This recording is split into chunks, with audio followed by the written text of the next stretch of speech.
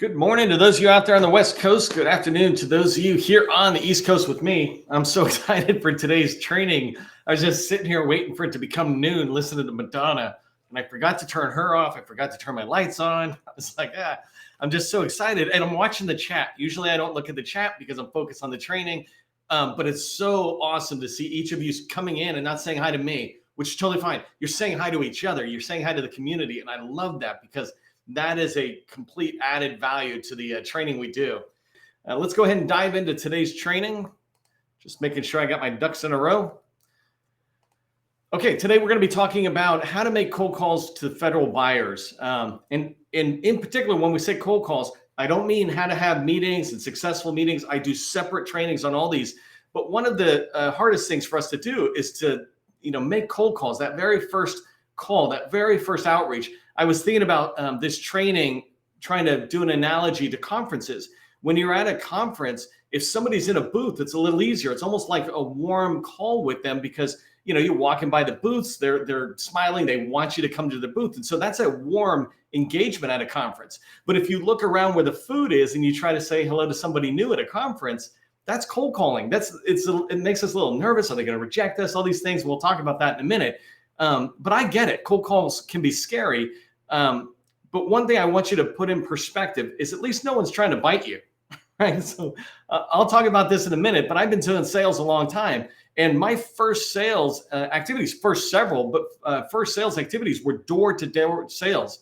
And when I knocked on doors, literally, I would have to worry about whether I was going to get chased away from the door by a dog that was determined to bite me, right? And so I would like you to just put this in perspective. When we talk about cold calls in the federal market, no one's going to bite you. There might be a little barking, but that's the worst, right? And so as we go through, I really want to begin to help you see that with some preparation and some practice, you're going to develop the confidence to make cold calls and not see them at such a high level of anxiety.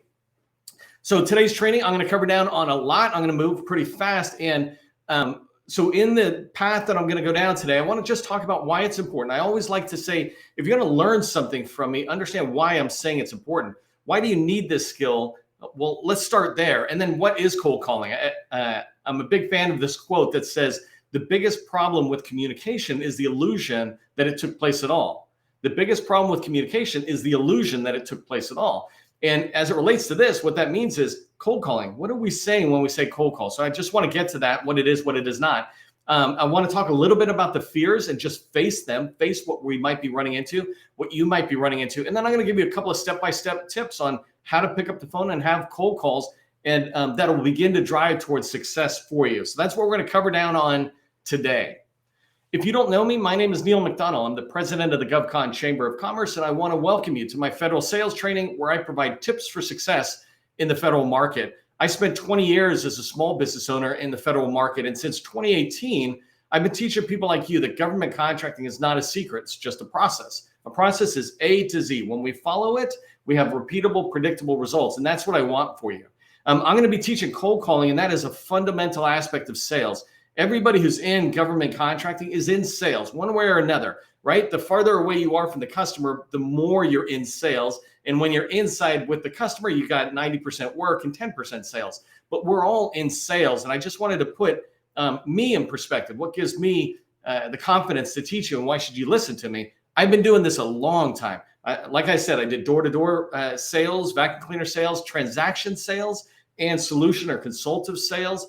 I've done software, hardware, and solution type selling within the government and outside the government, the commercial sector. And all of these sales activities that I've done, whether it was selling a newspaper subscription to somebody or a vacuum cleaner or selling $1 billion idea, they all required cold calling. And that's what we're going to be talking about today. Before we get too far, help buyers remember who you are. Put your company name into the chat.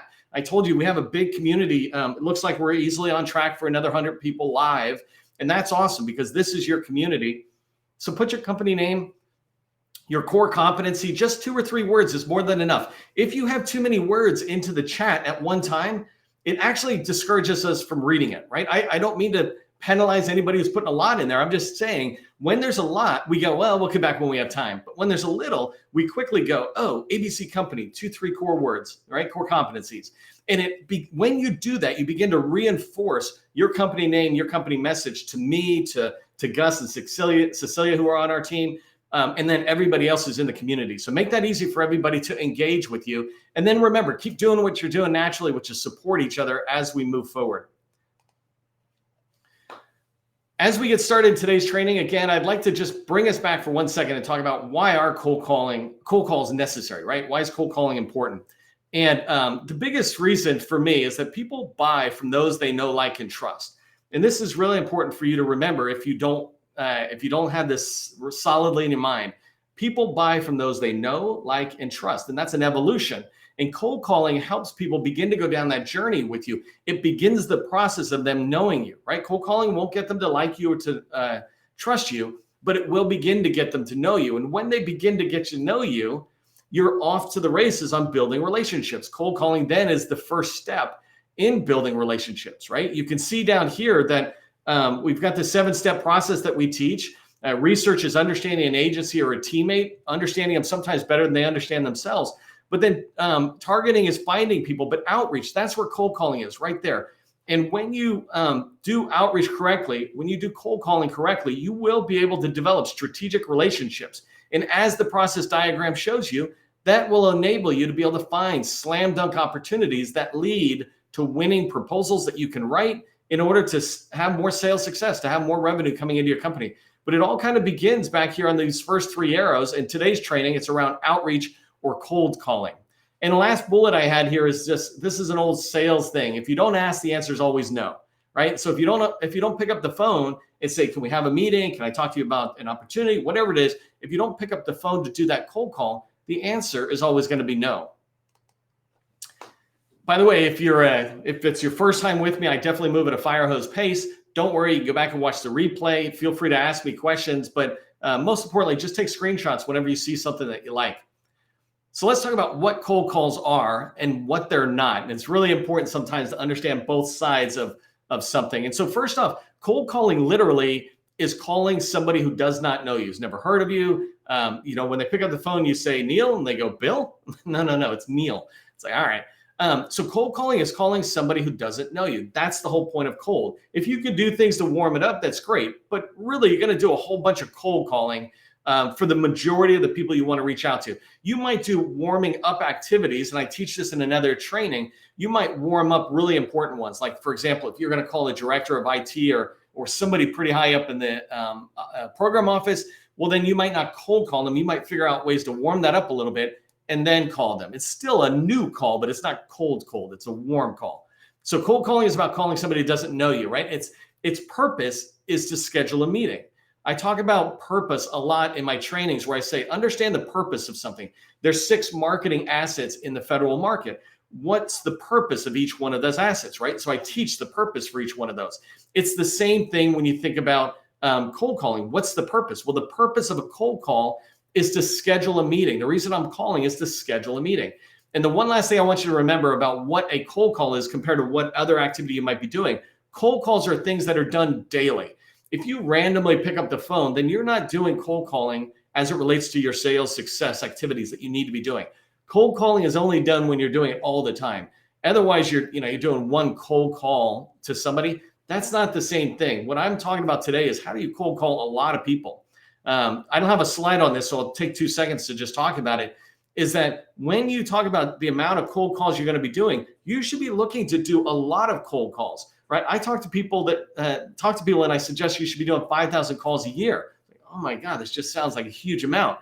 Well, you can do 25 calls a day and multiply that over the days in the year that are business days, and you end up with 5,000 something cold calls that you can be doing. These are cold calls to teammates and buyers. You're eventually going to find the right relationships. Success is in the numbers activity, right?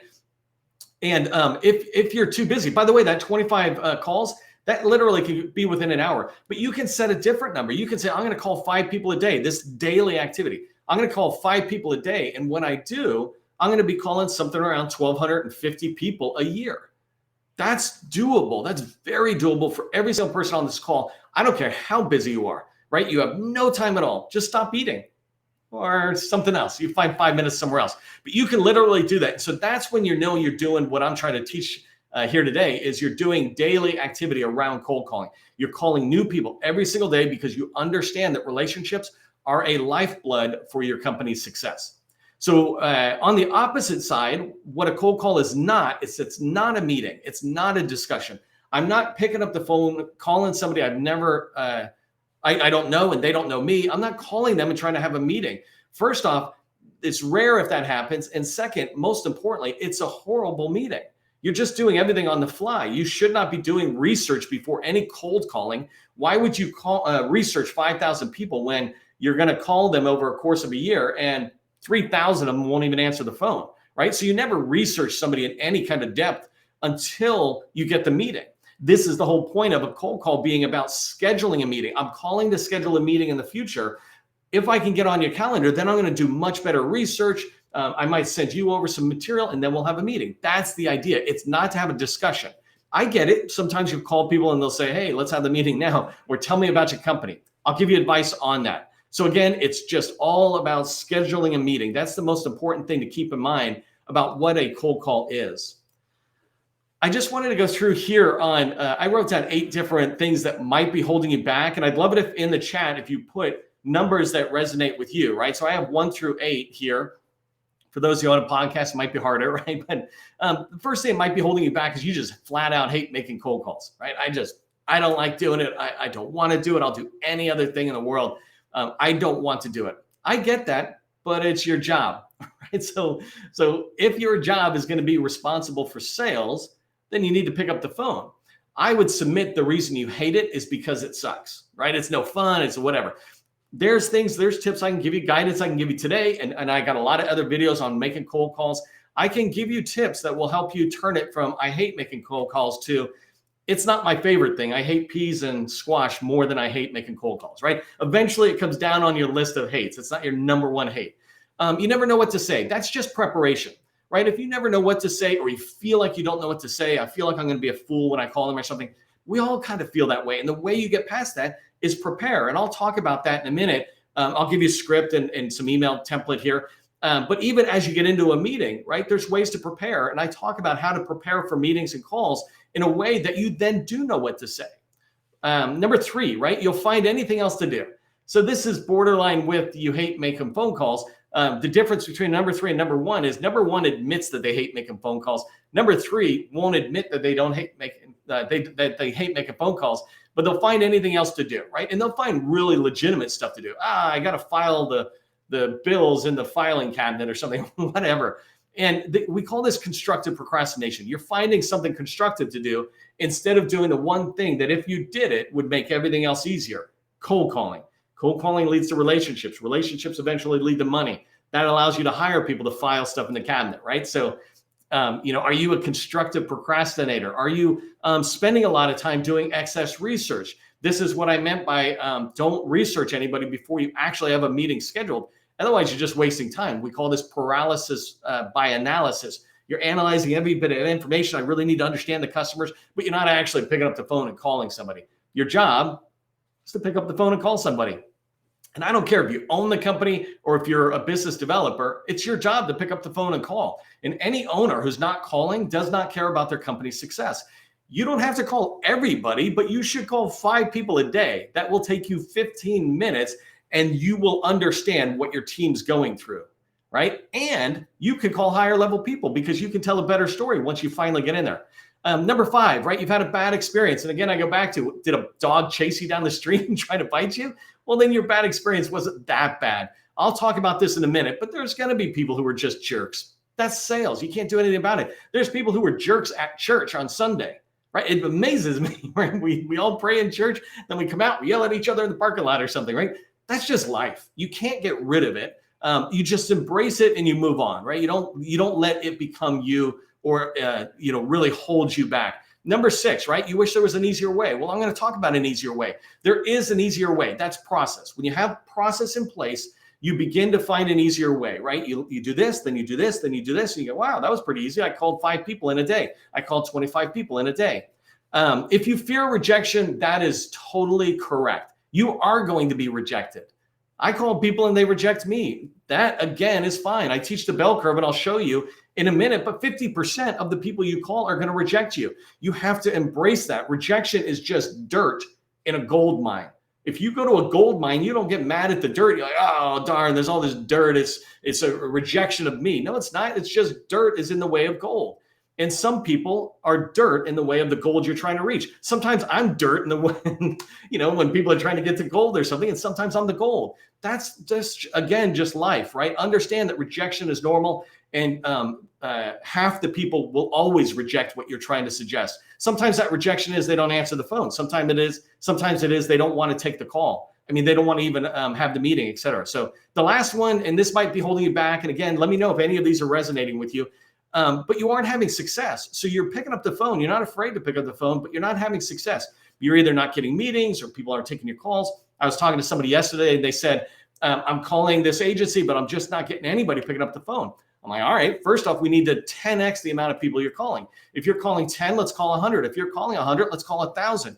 We don't give up when people aren't answering. If we aren't having success, the blame is not you. The blame is in the process, right? We look at our process, our tools, and we go, how can we improve those? Because you are picking up the phone. So it's not you, it's this process we just have to work on. Okay, so I'm trying to track my time. I know how many slides I got. I'm moving pretty fast here. Hopefully you're keeping up with me. Again, take some screenshots whenever you want. But these next few slides are getting into the how. So I basically lined them up to say what to do before, what to do on the cold call, and then what to do afterwards. This is the process I teach my customers. It's the process I put in training that I do out there. And so I'm trying to give you really good stuff that you could literally turn out of this training today, call 5 people and follow this exact process, because this is what we do. So the first thing that you do before a call is choose a single agency. Don't go everywhere. Pick HHS or even CDC. Pick the Department of Education or Department of Energy, even energy, pick a laboratory, but pick one agency, so then you can go deep in there. Not to spend a lot of time on this. I have a whole separate training on why, but the whole idea of one agency is it lets you feed off of all the different people. When you talk to somebody, they'll know the next person you're talking to, that kind of thing. When you learn something about an agency from one person, you can then add it into your calls as you go forward. So choose one agency.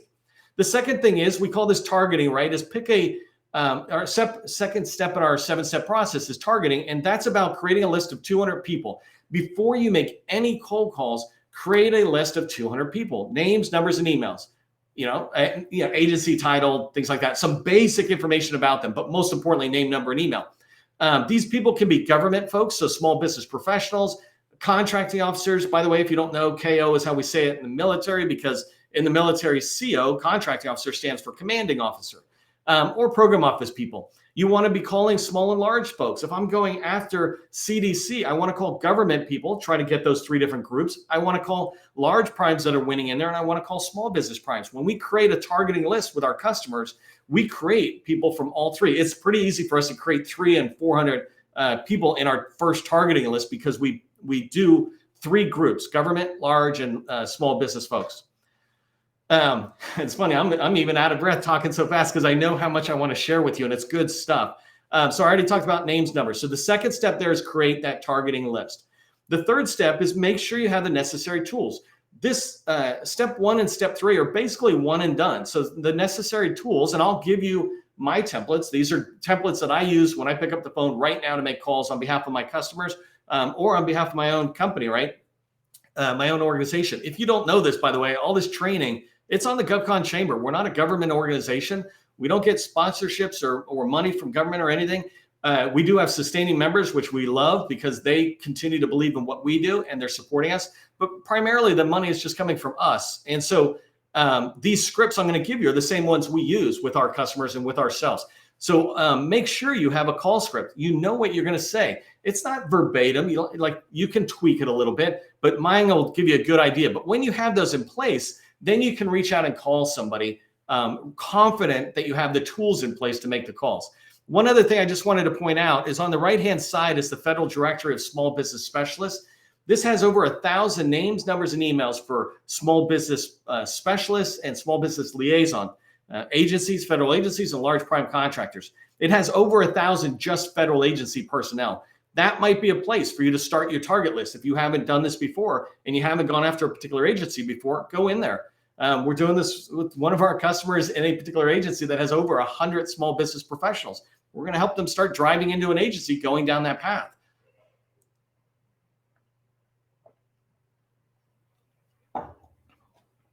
Training, it's a thirsty business. All right, so let's talk about how to make the cold call, right? This is the part that I think a lot of us freeze up on. And if you remember that cold calling is just about scheduling the meeting, there's not this long activity. It should take 5 minutes or less. Literally, it should be 3 or 4 minutes or less. And so you have your target list in front of you. The first thing to remember is that basically the process is you're going to call and try to schedule a meeting. And if you don't reach them, you're going to follow up with an email. I separate these out. So spend an hour calling people, and then later, a couple hours later, you would send the email follow-ups. This does two things. One is it keeps you in a rhythm of picking up the phone and calling. And the second is it's a marketing touch point. So I leave a voicemail, they maybe listen to it and go, oh, and then I follow up with an email saying I left a voicemail. So now I'm engaging them. So literally it's a 3-step process to do a cold call. You pick up the phone and you dial. If they answer, you're going to leave a voicemail. And next slide, I'll show you the voicemail script I leave. If they, if they don't answer, you leave a voicemail. If they answer, you ask to schedule a meeting. And I've got a little template of what I use, and so I'll show you that. What I want you to remember, and again, I'll try to give you some guidance on the next couple of slides. This is not the time to have a conversation, a meeting, or a discussion. Don't get sucked into it. Some people are going to try to suck you into it. Sometimes I get pulled into it, right? And they're just not cooperative. You can't do anything about that. But if you follow the guidance I give you, most people will go, you know what? Okay, let's schedule the meeting. And then you're able to prepare properly to have a very successful meeting. This is the bell curve I was talking about. You're going to make cold calls to, I said, create a list of 200 people, but let's use 100 for a second. When you call 100 people, 50 will not talk to you, right? Let's assume all 100 people pick up the phone, which is not going to happen, but let's just assume it does. 50 are not going to want to meet with you. I'd like to schedule a meeting. No. Dang. Okay. So just keep that in mind. 1 out of every 2 will not meet with you. The next group coming from the right to the left is this early majority, 34%. 34 people out of the 100 are not going to meet with you unless they've got referred to. Somehow they got introduced to you by somebody else. So either you've got somebody else to say, sure, call John and tell him I said it was okay. Then John in this early majority will say, sure, let's talk. But if you're going into a new agency, you just want to keep in mind, probably 34% of them would be willing, but not right now, right? And so they'll come up with an excuse or something, but they're still willing. And what I'm really trying to point out is if you call 100 people, these innovators and early adopters, 16% of the people, 16 out of 100 people, those are the ones that are going to say yes. Those are the gold. So you need to call 100 people to get 16 meetings. And that's talking to 100 people. That's just sales. It's a numbers game. You need to call enough of the right people in order to be able to land the meetings that you want. There's nothing brutal about it. It's just time consuming. There's nothing difficult about it. It's just time consuming. Once you learn the process, just like riding a bike, it begins to be pretty second nature for you. So then it's just a matter of picking up the phone and calling enough people. So let me give you a couple of scripts here, and you can take a screenshot of this if you want. But when I call 8, 9 times out of 10, no one answers. It's my favorite. I want nobody to answer because then I can be in complete control of the process, and I don't have to worry about them pulling me in saying, well, tell me about your company, right? If somebody answers, they might try to get me to do that. So here's a voicemail. It's a 30-second voicemail. That's why it's so short.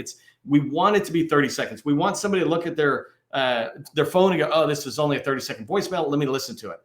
So I call and I leave this exact script. I don't deviate at all. 100 calls, 100 times, exact same message. Hi, John. This is Neil McDonald with the GovCon Chamber. My phone number is 703-555-5555. I was calling today to schedule an intro call with you in the next week or 2. We've been supporting other agencies, but I'd hope to learn more about your agency. Again, this is Neil McDonald with the GovCon Chamber. My number is 703-555-5555. I'll follow up with this I'll follow up with an email as well, John. Thanks again. Have a great day. So even there, you can see I kind of ad-libbed a teeny bit, but the whole purpose of this, it's really important to understand. The beginning and the end, I say my name, my company, and my phone number. So the end, it's the exact same thing. In the middle, I'm telling them what I want. I'm calling to schedule a meeting with you. And then I give them a little taste, right? So if you've got experience in the GovCon space in particular, and you call in the government person, you can say, I've been supporting somebody else, or I've been supporting other agencies within HHS. You're giving them a reason to want to say yes, but it's a very basic message. If you come to this starting script, this is if they answer the phone. And here I got to pick up the pace because I want to end at 12:30 here. I just call and this is literally what I say, right? Hi, John. My name's Neil McDonald, and I'm calling from the GovCon chamber. Am I catching you at a good time? That gives them the chance to say, no, I shouldn't even answer the phone. Okay, we'll bail. But if they say anything that is like, who are you? What do you want? Kind of thing. And a lot of people are really nice about it. I say, the reason I'm calling is to schedule a meeting to briefly introduce my company and to talk about your agency or your company. Can I get on your calendar in the next week or two? And they're going to say yes, no, what do you want to talk about it? No matter what they say, if it's anything other than yes, and sometimes they go, well, tell me again what your company name is, where are you guys, et cetera. But what you're saying, you want to give them a brief answer to whatever question they ask. You don't want to avoid it. But then you say, hey, I was hoping to get a meeting with you, schedule a meeting, so then I could do a better job of preparing for the meeting. I just want to use this one example here. Is I have a customer this week was telling me that they got pulled into a person asking for a capability statement. Why don't you send me that first, and then we'll schedule a meeting? And what I was recommending is you say, hey, John, I'd love to send you the capability statement, but I was following the advice of my PTAC counselor, and they were saying I really need to make sure my capability statement is geared to you guys. And so I was hoping to do some more research about your agency, have a quick conversation with you, and then give you a capability statement that is more specific to your agency than like the Department of Education, which is not even DOD. Something like that, right? You've got to have a lot of calls to begin to develop the experience. But the idea is to redirect them back to the meeting. And then this last thing I just want to say is, what do you do after a cold call, right? If you do a cold call correctly, especially if you leave a voicemail, then you want to be able to follow up with an email. And so here you can take a screenshot of this, but this is the email I follow back up with. I'm not trying to do a lot of talking in here. The least amount of words I can put in, I do. And so I say, hey, John, I'm following up to a voicemail I left earlier. If they didn't listen to it, they'll go listen to it. Now I'm touching them twice from a marketing standpoint. We've worked with Distance, some other agencies, but I was hoping to learn about DLA. So now I'm putting in kind of their specific agency. I was hoping to get on your schedule the next week or two for an intro call. If convenient, I'm available Tuesday or Thursday at 10 a.m. or 2 p.m. What I'm trying to say there is, John, pick Tuesday or Thursday, pick 10 or 2, giving him a choice instead of saying, can we coordinate our calendars? Just pick something, John, if that works. This is the process for the cold call. There's a lot of other activity that I teach about how do you follow up when they don't get back to you. I have a whole training on a 30-day follow-up to cold calling. Just type in 30-day into my profile when you're looking at my training, and you'll be able to find training on that. But here's what I want you to remember as you head out of today's training about cold calling is that process kills fear. So if you have process in place and tools, you're going to kill the anxiety you might be feeling. Practice also kills inexperience. If you feel like you're not good at it, well, that's inexperience. That's all it is. It's not a lack of talent. And then cold calling will start these relationships that you need. So make sure you're doing cold calls if you want to build relationships out there. All you have to do is schedule 1 hour a day, do 5 calls a day. You will begin to get good at this, and you will begin to develop relationships. I can just see I'm really crushed on time, so I'm not going to say anything else except for remember, government contracting, it's not a secret. It's just a process. Part of my process is going on camping this weekend. So I will see you later. I hope you have a great weekend.